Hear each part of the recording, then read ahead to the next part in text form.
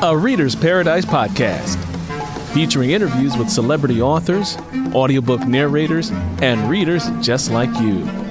So, kick off your shoes, bring your glass of wine, and join us on the beach for some fun, great stories, and literary laughter. Hello, and welcome to another edition of A Reader's Paradise. I'm your host, Earl Sewell, and welcome to the show. Today, folks, we have a wonderful, wonderful author that I'm sure you're going to enjoy. We are speaking with bestselling and award-winning author Trice Hickman. And here's a little bit about Trice. Trice Hickman is a self-proclaimed Southern girl, blogger, DIYer, and award-winning best-selling author. Trice's love for reading and the power she recognized in the written word inspired her to become a writer. After receiving rejection letters from every agent and publisher she submitted her work to, Trice was determined to bring her stories to life. She self-published her first 3 novels to great success, and shortly thereafter, she landed a multi-book deal with Kensington Publishing Corporation, or Defina Books, where she is currently published. When she's not busy writing and reading, Trice enjoys cooking, traveling, decorating, and spending time with her family. Now, Trice, welcome to the show. I know that's not your whole story, so please tell us a little bit more about yourself. Hello, Earl. Thank you so very much for having me on the show, and I'm just excited to be here. So a little bit more about myself. You did a great job, by the way, of that introduction. But yeah, I always tell people I'm a Southern girl, Southern belle. I was born and raised in a small town on the eastern coast of North Carolina. And for as long as I can remember, I have loved books. I loved reading and was always very good at writing. But it wasn't until I was an undergrad at Winston-Salem State University that I thought about actually writing a book because I had taken a class for, it was an advanced English literature course that focused on Black female literary writers and poets. And it just opened my eyes to amazing writers that I'd never read before. So I said, wow, I can do this. I can write like these women that I had read and admired. But I quickly learned that it was more than an ocean because I had writer's block. Every time when I would try to write, I'd only write a few paragraphs and, that it just never happened for me. And so I suffered from writer's block for nearly 20 years. And I had gotten laid off from my job and I was looking for, what am I going to do next? What is it that I'm going to do that's going to be my passion and that I'm going to love? And I prayed and I said, Lord, just bless me to be able to find something that I will love. And one morning, instead of looking for a job, I opened up a blank Word document, started writing, and that was just a blessing from God because it was my first chapter of my first book, and it took me about 4.5 months to write the book. And after it was finished, it was rejected by every agent, every publisher that I submitted the work to, and so I said, well, I didn't wait this long just to have it come to an end. So I learned everything I could about publishing. I saved my money for 2 years while I still did my research and networked and planned. And I quit my job for my own publishing company and published the book myself. So much happened in between that time, but to make a very long story short, when I was on my 3rd book, Kensington reached out to me, offered me a book contract, and the rest is history. This is my 10th book, Blindsided, and I've been with them ever since. I am a wife, mother, daughter, grandmother, Grandmother? You're too young to be a grandmother. No way. Oh, bless your heart. Thank you.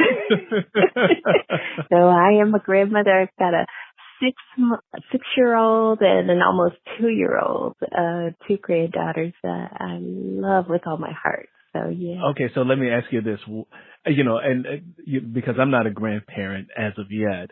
And I always said to myself, when I reach that milestone, I don't want to be called Pop, Paul, granddad or nothing. anything that sounds old and, So let me ask you this fun question. Do your children what do your grandchildren, how do they refer to you? Are you Gigi, Mimi, what? I'm Mama Trice. You're Mama Trice, okay. I'm Mama Trice. Okay, there's nothing wrong with that, Mama Trice. Okay, that's good one. Yeah, I think, I know for me, I don't know what I am going to be referred to as, but I know it's not going to be no Paw or Pop or grand anything. I like that. You're Mama Trice. You ain't no grand in there. You ain't Grandmama Trice. You just Mama Trice. I'm Mama Trice. That's awesome. Okay, so good. Reeling it back in to talk about your amazing career and what you've been able to do, and following your dream and your passion and not quitting and not giving up. What do you say to a young writer who, may listen to this and says, you know what, I'm really good in English and, I was a really good English student and I've written something, but I'm not sure that I have the chops to get published, or I'm afraid to get published, or they may say, what are the next steps? Or maybe they'll say, I tried to get published and I got rejected. Basically, what advice would you give to a young person today trying to break into the industry? That's a great question. And operatively break into the industry. Because as you know, the industry has really, really changed. I published my first book in 2007 when ebooks were in their infancy, and so much has happened in between that time. What I would say to anyone who has the desire to write and publish a book, first and foremost, don't give up, even in the face of rejection, even in the face of, this seems so daunting, can I do it? If it's something that you really want to do, if writing is your passion, it's your heart, go for it. And not just to go for it, but go for it with a plan. I always tell even my kids, anything that you want to do in life, you need to plan for it. You hear about these overnight success stories. Well, things happen over time, not overnight. Very rare that someone will just get it. You know what? Say that again for the people in the back. I don't think people understand that, especially young folks today. So say that one more time for the people in the back. Things don't happen overnight. They happen over time. Over time, yes. And be willing to put in that hard work. Do your research, plan, make sure that you have a backup plan, because sometimes the best well-laid plan is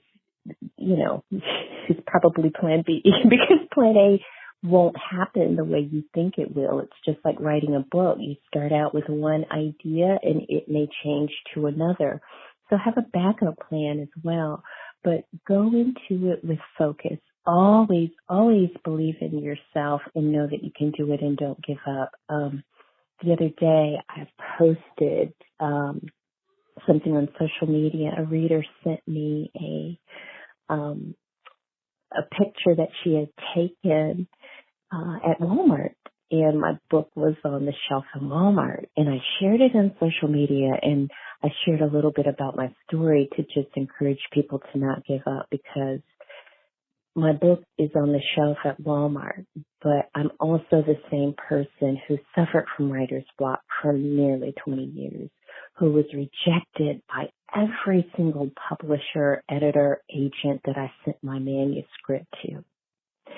And I can remember days, I was telling my husband just yesterday, I can remember when I was walking on the streets of Brooklyn during the book fairs and selling my book out of my suitcase. So, so you have to put a plan together and execute that plan, make it happen.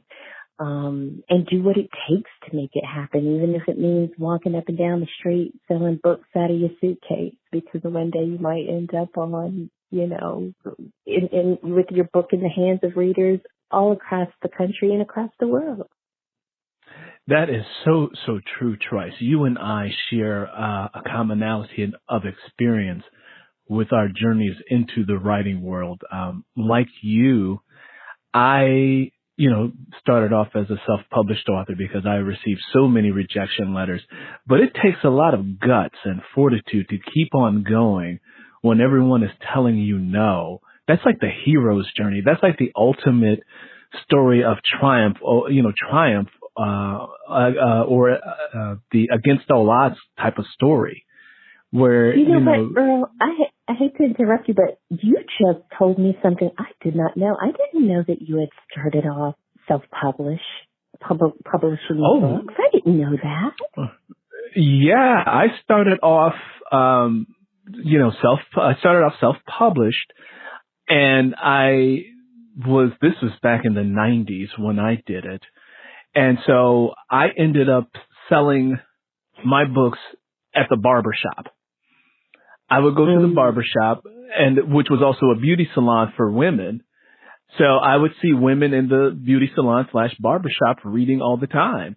And so I gave a copy to my barber who read it. And so then he said, man, hey, leave me a couple of these books here. And, when clients come in and I see them reading, I'll just say, hey, you want to check this out? And I'll let them read it while they're getting their hair done. And then once they got into it, they said, how much? And so then we just split the profits. So I started off doing that, and I went and purchased booth space at, city festivals, expos, and things like that across the country. And I hand sold my work. And then eventually the publishers came to me. So we share that hero's journey. We share that similar hero's journey. Wow. So there you go. So now you know why there's this, exciting connection. And then also back, when we first started, especially for me back in the 90s, there was no such thing as a podcast. There was no way to market a book, in this way where you had creative control over the marketing of your work and your brand and that sort of thing. So with that being said, let's talk a little bit about how books are marketed today. What tips or advice would you give, current authors, current and aspiring authors? Are there any success tips that you can give to help, as I like to say, move those books off of the shelf and into the hands of readers? Right. I remember years and years ago, there was a publicist that I met at BEA, Book Expo America in New York, and she told me, she said, when your book comes, when it comes out, when it's released, you want to have an audience ready to devour it. So that means having a marketing strategy. So what I would recommend, or what I advise for all authors, is have your strategy. Know who you're going to send your books to for reviews. Find out, book clubs that will review your book as well, not just standard reviewers, but book club members as well. Do pre-orders if you can, if you're self-published, or if you are traditionally published, try to build those pre-orders in advance of the release date. Utilize social media as much as you can. Utilize hashtags as much as you can. And also remember that even with all the technology that we have at our disposal, word of mouth is still the best advertising that you can have. When people are sitting around and talking, hey, have you heard of such and such? Oh, she's got a new book. Word of mouth. Trust me, it's foolproof and invaluable, and it's free. Yes, it is. Yeah. So that brings me to my next question. And, word of mouth, marketing is really, really great. You're right. You're so right, because people really take a recommendation to heart and they'll act on a recommendation. The same goes for a movie. If you think about the movie industry, if people are sort of, I'm not sure about that movie, but if they hear a friend say, oh my God, you got to go see that movie, they're more likely to go check it out. And the same goes for books. Yeah. The same goes for books and recommendations for that. So with that being said, here's a question for you. What book are you currently reading, or a book that you have recently read? The book that I am currently reading, and it's taken me a while just because Blindsided just recently came out. But I'm currently reading Feeding the Soul by Tabitha Brown. It's wonderful. You said Feeding the Soul? Yes. Is this Tabitha Brown, the social media phenomena? Yes. Oh my God, I love her. She's wonderful, isn't she? And she's a Southern girl too. She's from North Carolina. Yes. I follow her social media postings. So there you go. There's someone who started off from nothing on social media, and now her book is a New York Times best-selling book at that, from what I heard. It's a number one. Oh, that's right. Let me get that straight. It's the number one New York best-selling book. Yes. And she just signed a deal with YouTube TV, and she has her own series now. It's a children's series. And so she's just so inspirational. She's so inspirational. But yeah, so I'm reading her book, and I'm in between reading Atomic Habits as well. Okay. All right. Well, wonderful.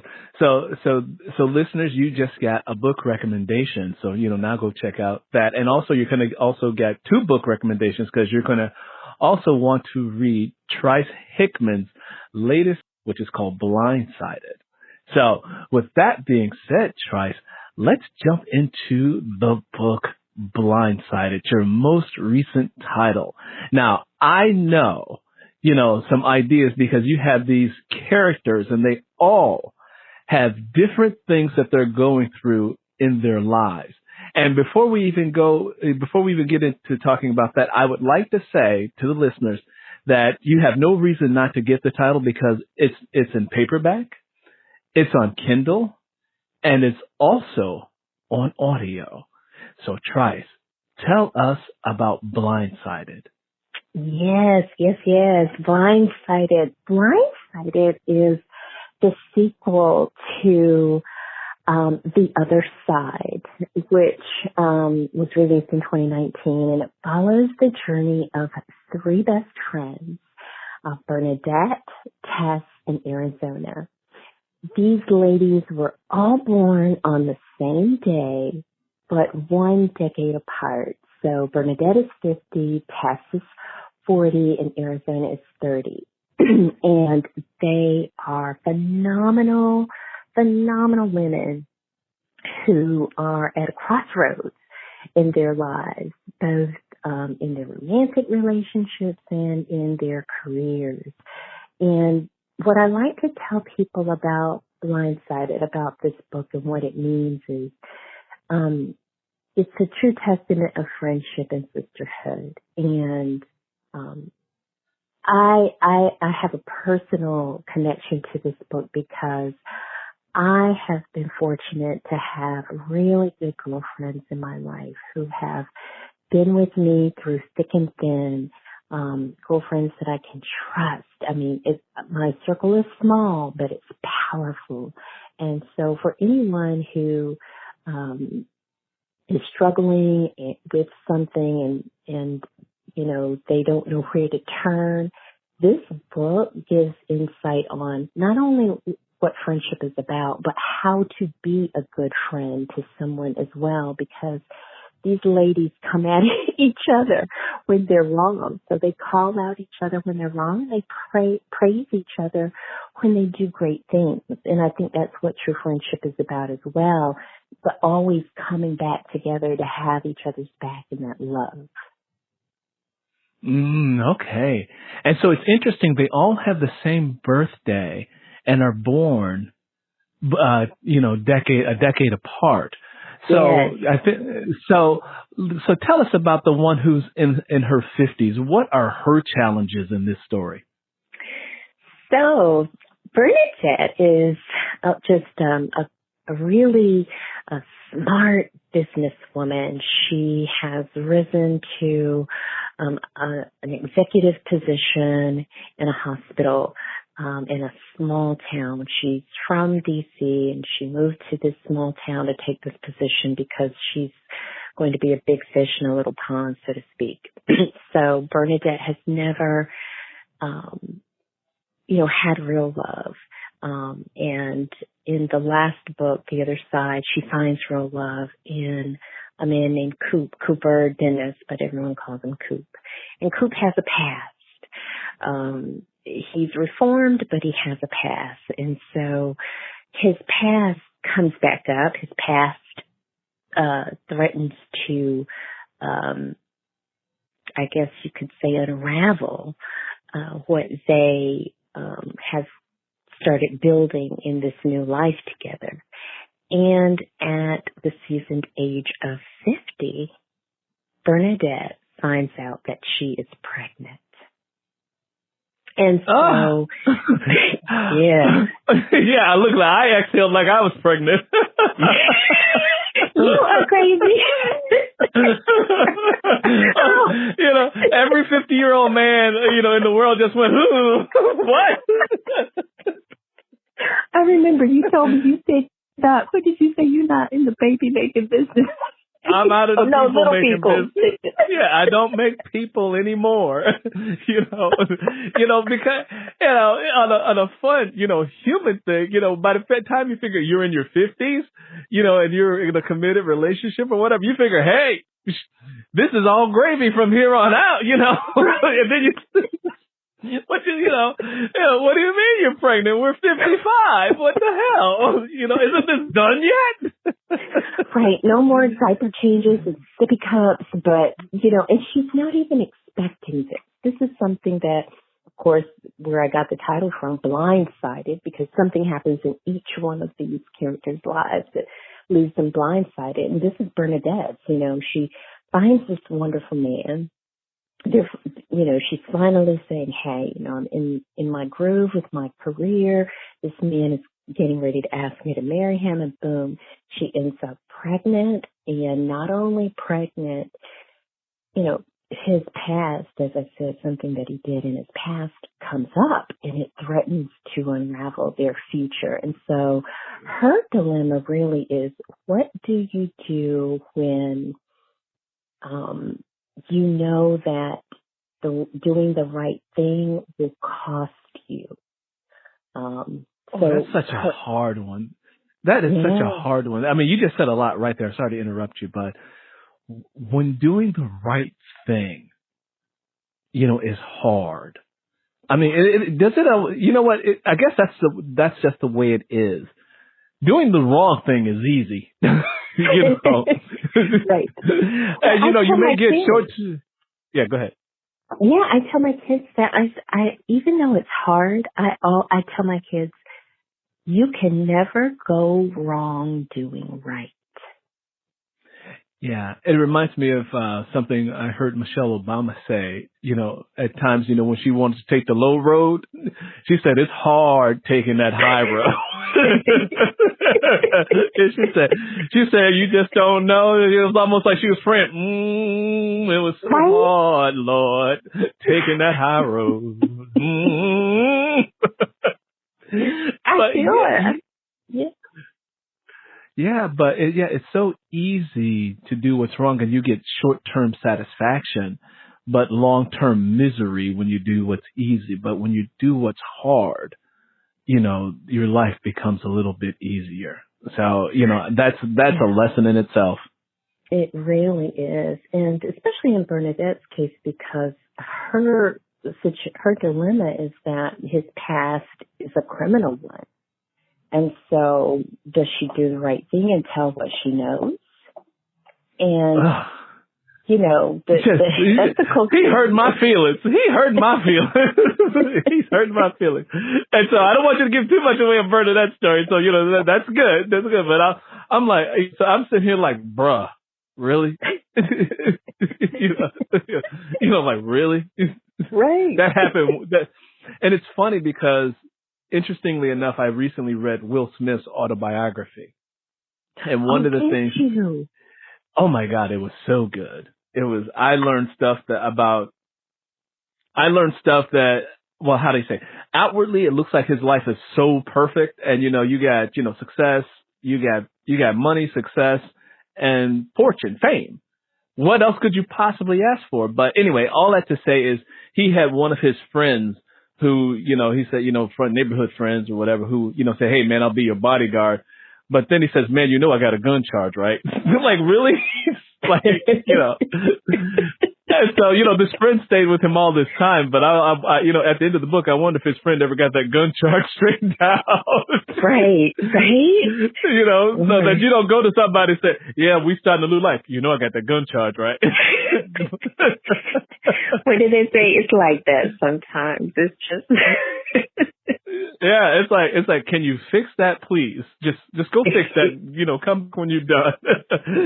So let's drop down to let's drop down to our 40ish character. I think it's Tess, is it?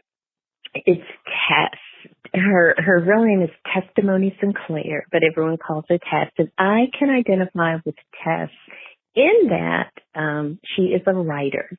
So this particular character is a writer. She is a best-selling author and has found love in this small town, Bernadette, and she both moved from big cities to this small town, and she's found love finally. But Tess's dilemma is that the man that she is engaged to, who loves her without question, without fail, he wants to have children, he wants a family, and he wants to build a legacy that he can leave behind. And Maceo is his name. And what Maceo doesn't know, and what Tess has not told him, is that she has fertility issues. And 2 specialists have told her that it's nearly impossible for her to conceive. So she wants to have this wonderful, relationship. She wants this man, and she knows that he has his heart set on having kids.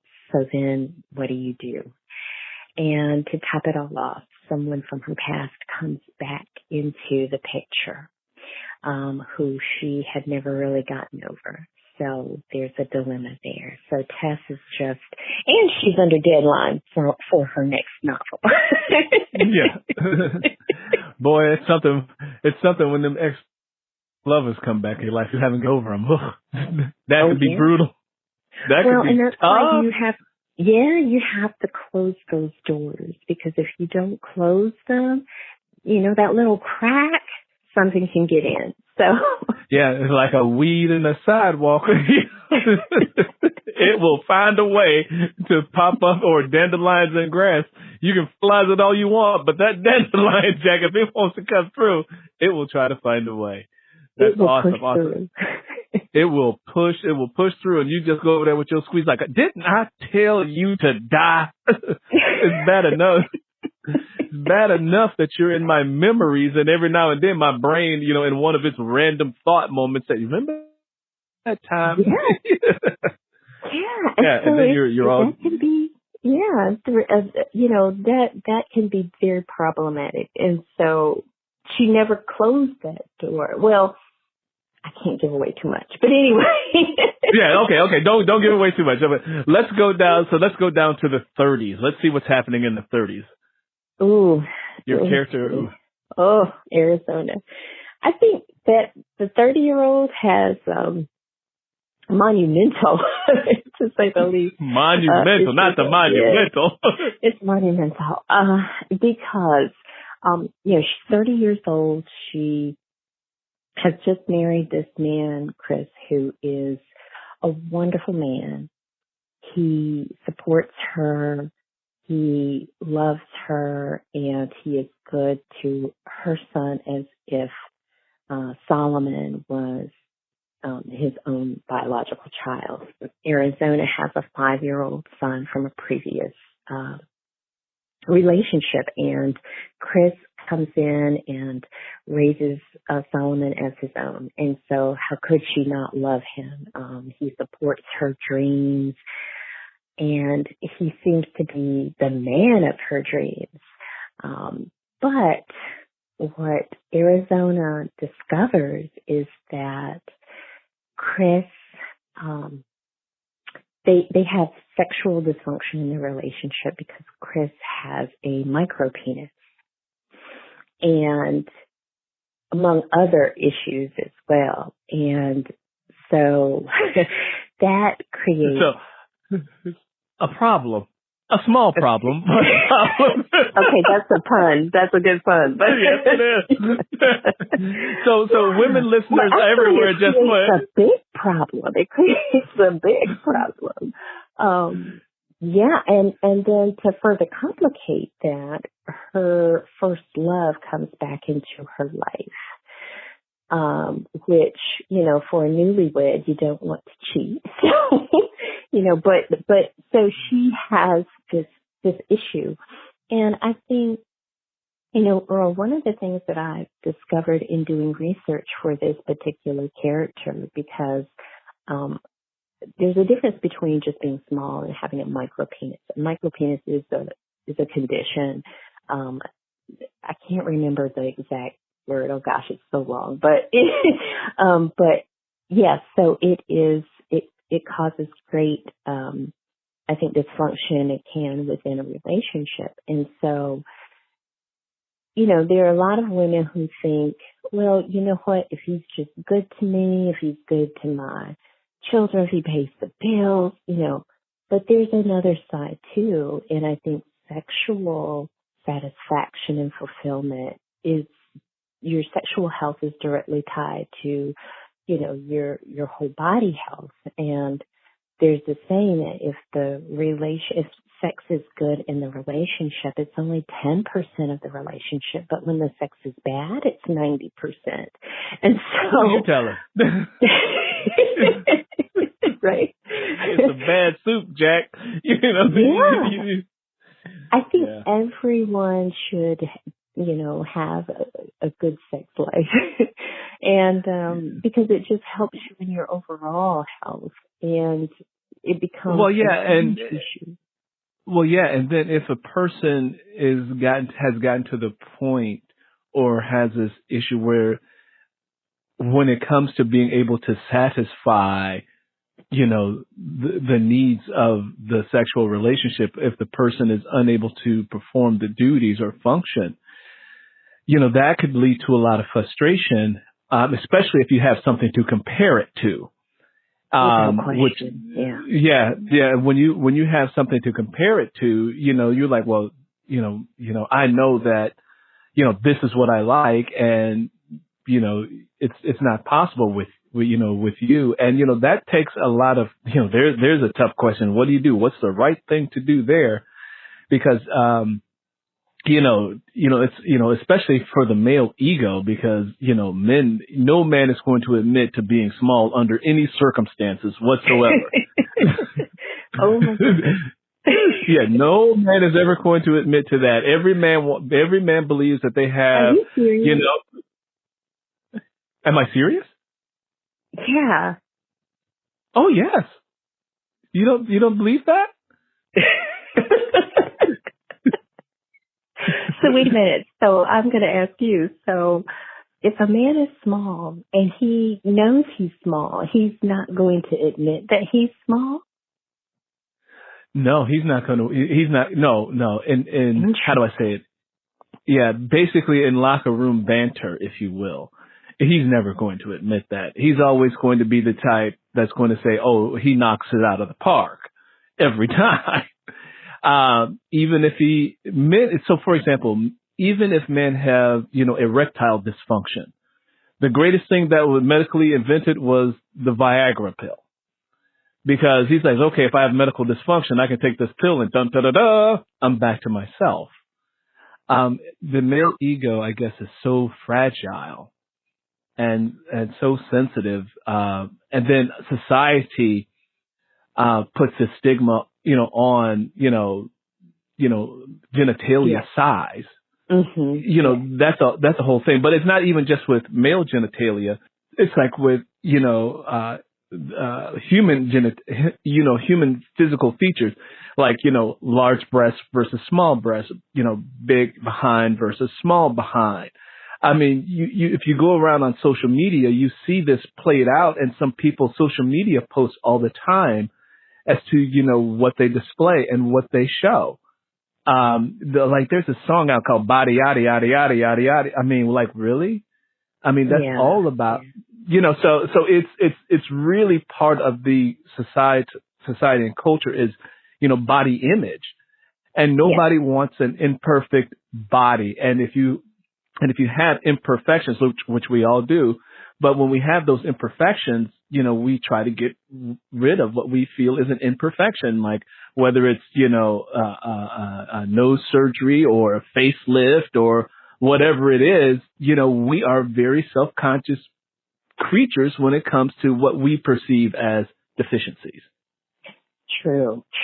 That is so true. And, and I guess that's why, with this particular, story arc with, Arizona and Chris, because, it's such a stigma, he doesn't tell her right away. But one of the reasons why, Arizona marries him and still wants to give it a go is because, and I think all women who are going to be listening to this will agree that size doesn't necessarily, if you're large, it doesn't necessarily make you a good lover. It just means you are well endowed. It's technique, and it's also how you care for that woman. So there are other ways other than penile penetration to achieve pleasure. And so she's thinking, okay, he's got this issue going, but maybe we can work around it and do something else. But what happens when you're just sexually incompatible? And so that's the deeper issue that they're facing as well. And so she has to think, oh my goodness, what am I going to do here? Because again, this woman is 30 years old. She's a budding entrepreneur as well. So she's starting, a new career, and she's vibrant, and this part of her life just is not happening. And then some other things come up as well. So, her dilemma is just, it's a problem. Yeah. Well, okay. Let's go down to those 20s. What's happening in the 20s? I'm like, woo. I could just, it's just one of those things like, woo, this is gonna, it's gonna like get your popcorn and sit down, start turning pages, because this like, you gotta eat your popcorn with this one. Like, where are we going with this? But this is the storyline in the whole book that when I taught with book clubs, this is, and predominantly the book clubs that I'm invited to join in their meetings are female. And so this is the storyline, I think, that causes the most conversation. And it's because a lot of women can relate to it in terms of just maybe not being fulfilled. And in my research, I did find that over 70% of women say that they are unfulfilled sexually. Yeah, I can believe that because like you, as I, with my other titles, as I've traveled around to book clubs, which were mostly female, it was a theme that came up often. And from my perspective, they were like, well, how do I get him to, be more attentive, or how do I, get him to, give me what I need without him blowing up or think that I'm attacking his manhood or his sexual prowess. And, sometimes it was like, he needs to understand that, I'm not, I'm not Sally. I'm, Sandy. And what Sally liked, Sandy doesn't like. Right. So yeah,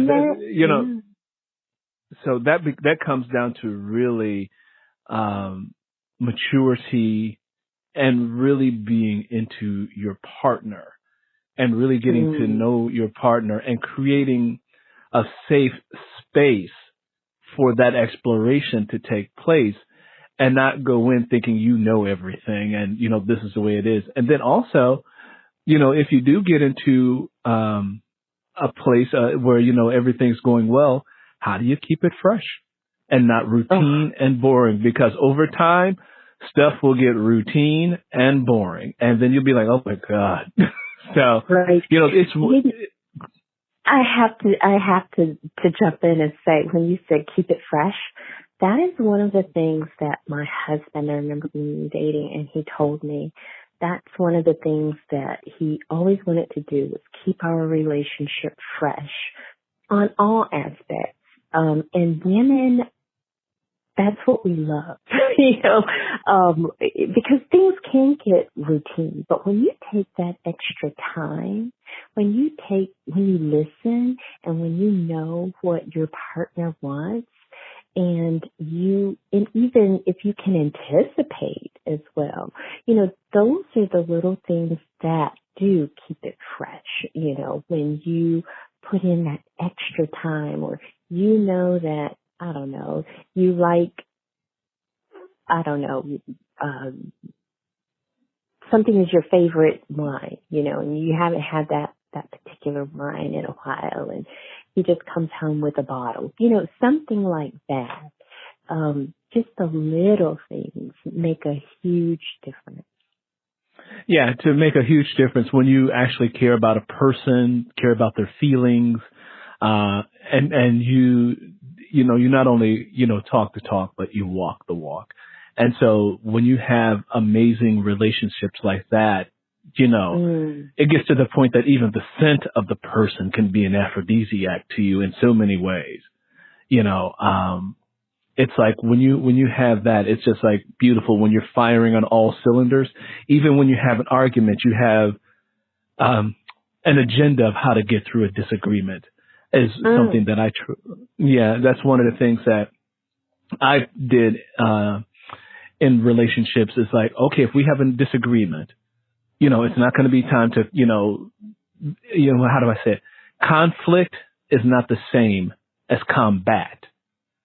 You do not go into a disagreement thinking combat. You say, okay, there's a conflict. And conflict means that we have disagreements and different points of views, and we have to come to some kind of determination. We have to go into the argument with an agenda of, this is the outcome that I would like after having this conversation. And I need you to help me reach that outcome. And start there, as opposed to like, we need to have a conversation. No man wants to hear those words like, oh, because they're threatening. I'll break it down even. We need to talk. Yeah, we need to talk.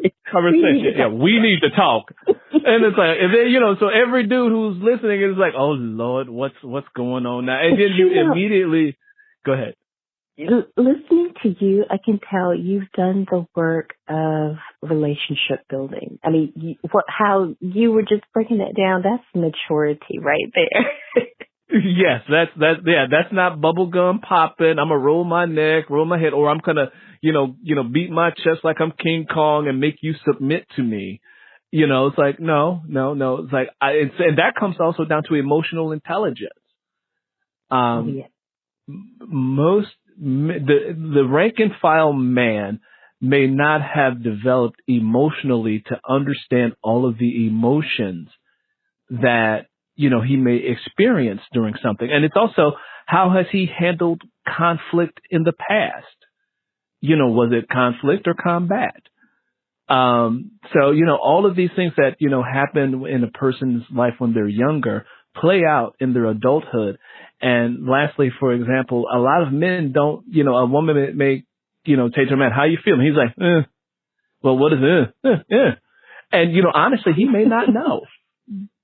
And she's like, well, today, I was feeling blah, blah, blah, blah, blah. And, he may not really understand what that is, because at a certain point, and again, the rank and file average American Joe, he was taught to cut off from those emotions because they were seen as unmasculine. Wow. Around age 13, 14, you get into sports and you get knocked on your behind and you want to cry, and they say, suck it up, buttercup, don't cry. But, you're like, I'm really hurt and I feel like crying. But men aren't given that opportunity to shed those emotions, whereas females are given full latitude. So, they know all of their emotions. They visited them time and again. But men try to keep them in a trash can, and sometimes they explode like King Kong coming out of that trash can, because they have, they've been built up. They've built up over a period of time. Wow. It's interesting how we have these expectations of what a man is supposed to be and what a woman is supposed to be, even from infancy. We have these preconceived notions about what love feels and looks like based on those preconceived and the societal constraints that we put on men and women. And then you couple that with, let's just say you've experienced bad relationships, or you grew up and never saw a loving relationship, from the time you were a child on up, then how do you go into and build a healthy relationship?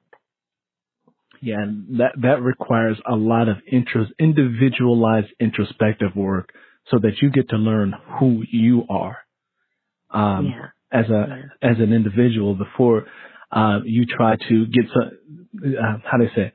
You don't want to go into a relationship asking your partner to figure out who you are, because you don't know. Whoa. Right. So did I just? Whoa. Please figure me out, because I'm good. Go ahead. That is so true. And it's interesting, and I think that's one of the reasons why I wanted to write a book like this, is because at certain points in your life, in those pivotal years, you're 30, you're turning 40, you're turning 50, your identity builds, right? So you kind of know who you are at 30. You're getting familiar with who you are. You're stepping into the room of who you are at 40. And then at 50, you have entered, hello, I'm in this room, And so these women are coming into their own. They want these relationships, but then how do you figure out how to make it work when things go awry? And part of it, as I said in the beginning, is having really good people in your corner. When you go through things in life, you having someone that you can rely on, having someone around you who has your back and wants the best for you. Now, that's hard to find. It really is. But when you do find it in friends, even that is to maneuver those kind of friendships and make them last. That's work in itself. So, for me, it was just a pleasure to be able to write these very complex characters who navigate through everything that you and I have just been talking about, which is life. Yes, life. And speaking of these characters, I think this would be a great time for us to hear just a snippet from your book, Blindsided. Would you like to give us a quick read? I would love to. I'm going to give, and it's going to be a very, very quick read Okay. from chapter 1, and this is Bernadette, the 50-year-old Bernadette.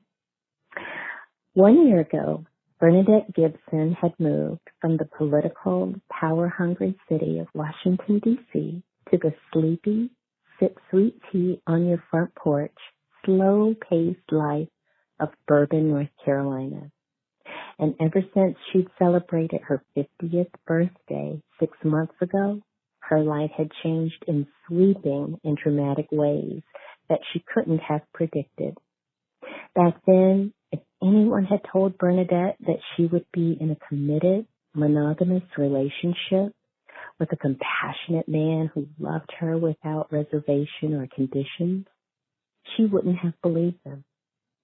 If they had told her that the man of her dreams, who had literally swept her off her feet, would be a debonair, dangerously handsome nightclub-owning ex-felon with a sly smile, sordid past, and a reformed trigger finger, she would have flat out laughed in their face. But the most unbelievable and shocking proposition of all was the notion that at the seasoned age of 50, she would be 6 weeks pregnant with her first child. But Bernadette's late-in-life pregnancy wasn't just a shocking proposition. It was a very real and sobering reality, which for her felt as though someone was playing a twisted joke, toying with her life and her sanity. And as Bernadette had learned over the years, things that happened in real life could tell a far more outrageous tale than any work of carefully crafted fiction. It had been 2 weeks since Dr. Vu, Bernadette's OBGYN, who her friend Arizona had recommended, had told her that the cause of her round-the-clock fatigue, increased appetite, and occasional nausea wasn't the menopause that she'd originally thought, but rather the early signs of pregnancy. Never in Bernadette's wildest dreams had she even considered the possibility that she might be pregnant. At her age, she thought the baby boat had sailed long ago to distant shores, never to return. And that's a little bit of Bernadette. Wow. Wow. Thank you for that. I mean, I was all into it. I was like, oh my God, what's going to happen to this poor woman? Or, it's hard to say. Yeah, I think, that, can you imagine a friend that says, well, I don't know if I should say I'm sorry or congratulations, at this stage. At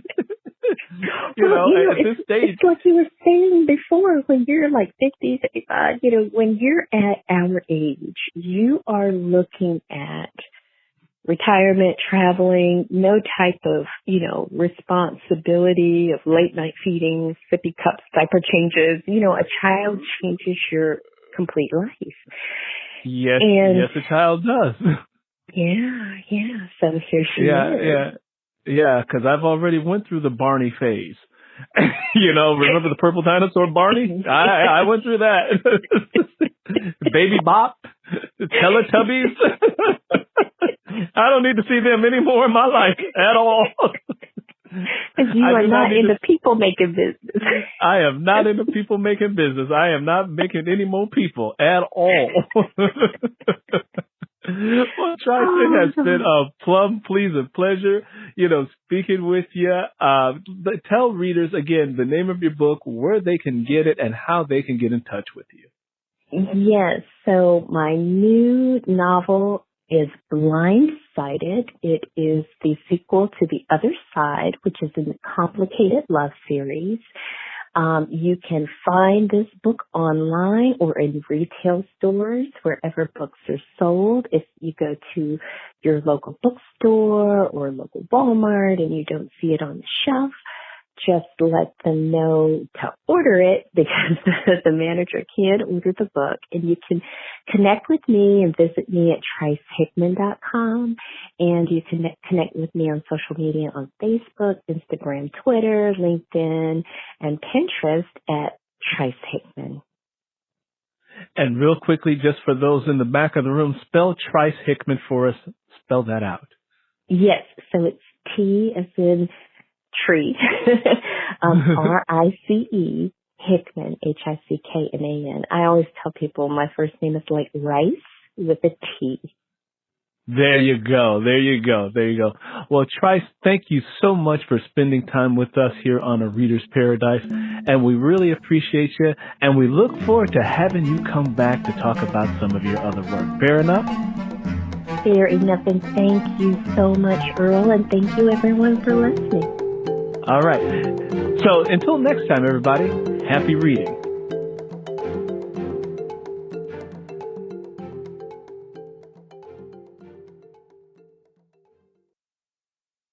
Hi, this is Earl Sewell, host of the podcast A Reader's Paradise. I'm here to let you know about a new audio drama that I have created called Lenny Gray.